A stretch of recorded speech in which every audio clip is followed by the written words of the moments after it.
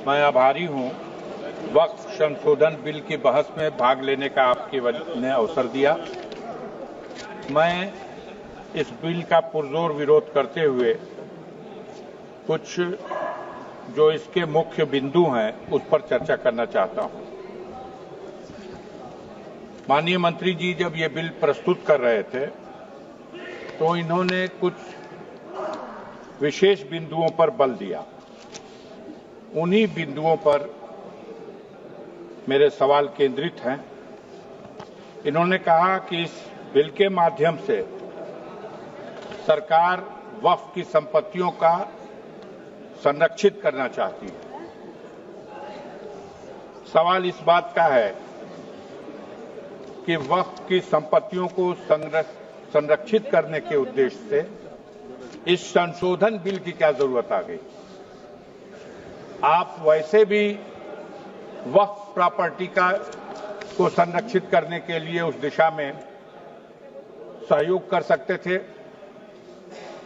अलग बिल बना करके आपने ये प्रयास किया और आपके मंत्री जी ने कहा कि इसके माध्यम से हम देश में जो अल्पसंख्यक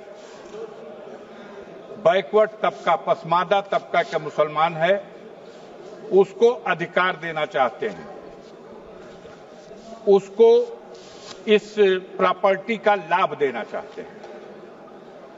देश के बहुसंख्यक तबके का तो रिजर्वेशन ये सरकार खा गई और उत्तर प्रदेश के और भारतवर्ष के अल्पसंख्यक समुदाय के पिछड़ों का इतना दर्द है ये तो समझ में बात नहीं आती। इन्होंने ये भी कहा कि इस बिल के माध्यम से हम अल्पसंख्यक महिलाओं के कल्याण की योजनाएं लाएंगे, उनका कल्याण करेंगे, उनकी सहभागिता इसमें होगी। अजीब सवाल है कि जो सरकार महिला बिल तो पास किया हुआ है इस सदन, लेकिन उस महिला बिल को लागू करने के सवाल पर कान में तेल डाल के बैठी हुई है।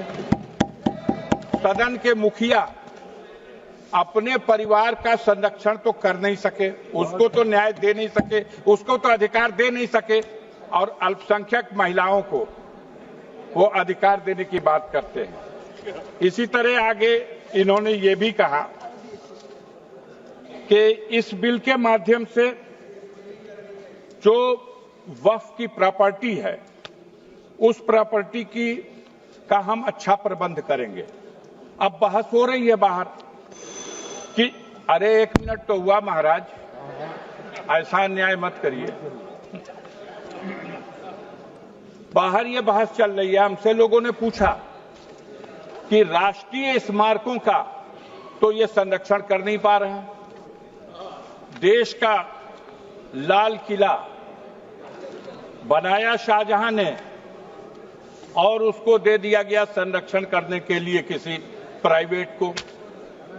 तो जो सरकार वक्फ की प्रॉपर्टियों की चिंता कर रही है उसकी कई वजहों में एक वजह यह भी आ रही है कि महाराष्ट्र में, बॉम्बे में जो सबसे ऊंची रिहायशी इमारत है, बताया जा रहा है कि वो इमारत एक ऐसी भूमि पर बनाई गई जो यतीम खाने की जमीन है।